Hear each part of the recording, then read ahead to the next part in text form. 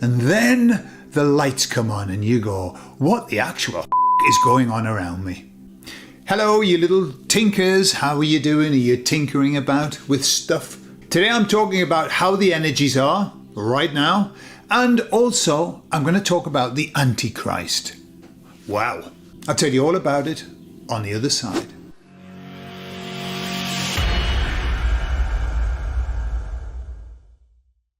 So the emissaries were telling me that the energies are still running really high.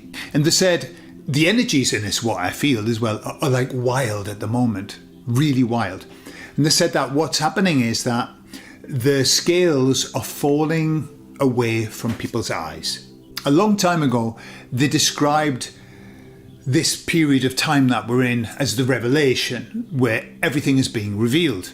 And what they described was the situation of like us having been in a dark room forever, just in a dark room, unable to see what was going on around us. Bad has always existed, evil has always been done, but we just didn't see it because the lights were off. And then in the Great Awakening, the dimmer gets turned up, and suddenly we see what's always been before our very eyes, and we are shocked. And I'm using the word shocked, and that's very light. We are dumbfounded. We are without words. And not only that, but we are very disappointed that we didn't see it before. Lots of people, how could I not have seen this before? In fact, people then start changing history, their own history, and going, I've always seen it. Well, we haven't. We haven't because we were in the dark. There was a time where I thought everything was nice. That was a while ago. I was so happy. I was blissful. Everything was nice. And then the lights come on and you go, what the actual fuck is going on around me? And that's where people are now.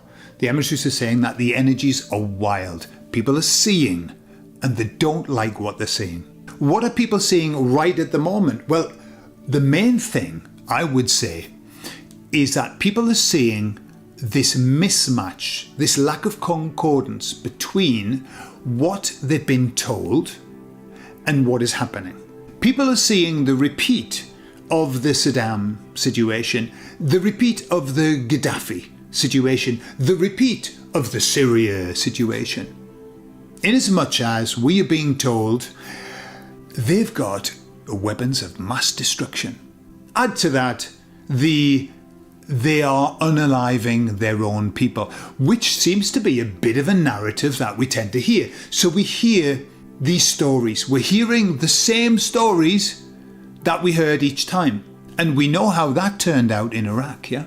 That when they went there, they discovered they didn't have them. And that quite literally millions of people lost their lives to that. And it cost God knows how much. And so it's like people are realizing that they're living in Groundhog Day. And I'll tell you something else as well. Do you remember in the pandemic days that they were using the 3 words, the power of 3? Say 3 words. Yes, we can. That was Obama's one. Yes, we can means fuck all. We don't know. It meant nothing because he couldn't. Whatever he thought he could, he couldn't. And he didn't. Except he did manage to unalive millions of people. But then we had the COVID things. Safe and effective. Safe and effective. That was the one. 3 little words repeated over and over and over and over again. And as we discovered, had nothing to do with the truth at all. Truth free it was, that saying. Safe and effective. And now I'm hearing, and there were tons of 3 words, one which are not coming to mind, but there are tons of these little 3. It's a power of 3. It's hypnotic. People love it. It sounds powerful. It sounds believable, but it has no depth whatsoever.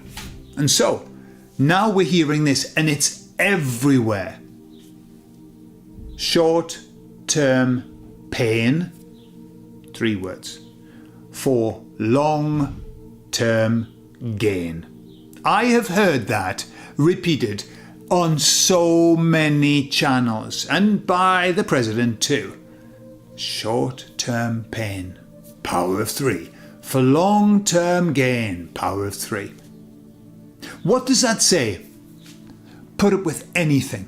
Put up with the fuel prices going through the roof. Put up with the fear. Put up with everything. Put up with the people who were coming back without lives. Put up with that. Because in the long run, you are going to gain. It's for you. It's for the greater good. The greater good. And people are seeing through it. People, because the baddies only have one script. They only have one script. And they just keep using that script. Why have they never changed the script? Because they've never needed to. Because everybody was in hypnosis before. It didn't matter. Like, yeah, we're just going to roll out the same script. But you can imagine in a meeting. So what we're going to say? Well, I think what we should say is that they've got weapons of mass destruction. But didn't we say that before? Doesn't matter. Doesn't matter. They'll swallow it down. They're all in fucking hypnosis. And now they're saying it and people are going, you said that before and that was a load of rubbish. And they're like, oh, goodness, what do we do now? Well, we'll just keep repeating it. Have we got any 3-word sentences that we can get out? Yeah, what about this? This would be great. This'll sell it. Yeah.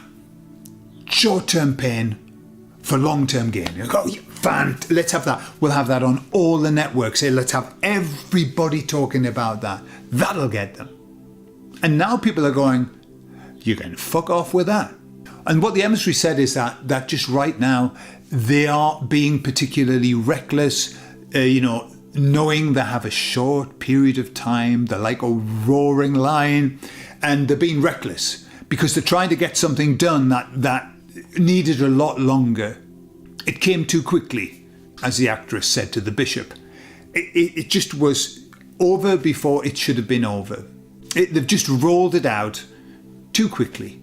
And people are reeling from it at the moment. We're all reeling from it. And it just looks so fake. And these there's some incredible excuses about why it started. And, this war I'm talking about, and it's just nothing. There's no concordance because there's never needed to be concordance before. And now people need it because they're awake. They're out of the hypnosis and they're going, well, that does not link with that. That does not make sense. And that's a pile of bollocks. And so that's where the energies are at the moment. The scales have fallen away. People are saying, and they're not happy about it. Which brings me on to the Antichrist. That's not a good link. I haven't linked that well. People are not happy about what's happening, and that brings me on to the Antichrist. Okay, but it does. So I asked, because somebody asked, I asked the emissaries about the Antichrist, and I said, is the Antichrist going to be a specific person? And I asked them this a long time ago, and they gave me exactly the same answer, and they said, no, the Antichrist is not a specific person. They said that the Antichrist is a way of being. And they said, instead of saying Antichrist, perhaps it would be better to say anti-God. So the Antichrist movement is the anti-God movement. When we talk about Christ, certainly when I talk about Christ, because I don't know whether that was a real story or not. I don't know if that really existed. But what I'm aware of is that we've got what we would call the Christ consciousness, the Christed light. And that's divine light. And so those who are anti-Christ, anti-God, and there are many, they make up what you would call the Antichrist. And it's just a movement of trying to get people to turn away from God. It's been the intention of this entire timeline to turn people away from God. That's it. And so I said, okay then. So Antichrist isn't a person, it's just an energy, it's an intention. What about Jesus coming back on a cloud?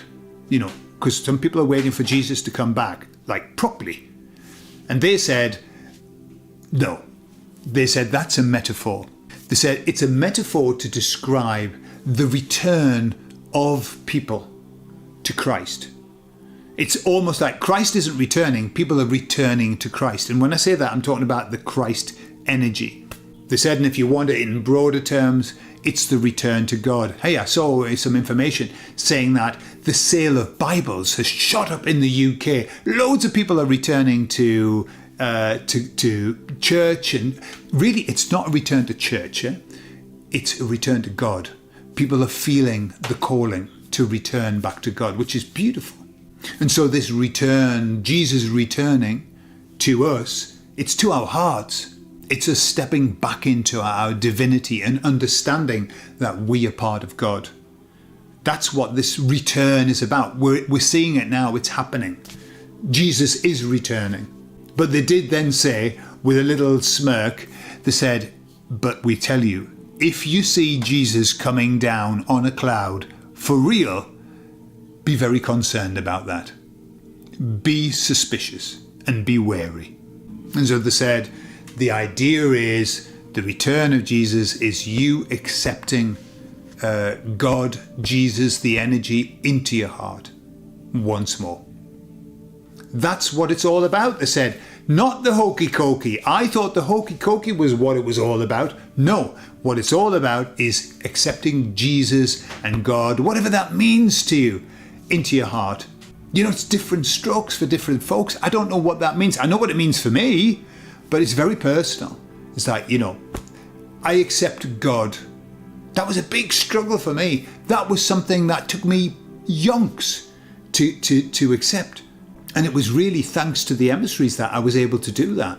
But that's my personal journey. What's your personal journey? Have you got Jesus as a little sunbeam inside of you?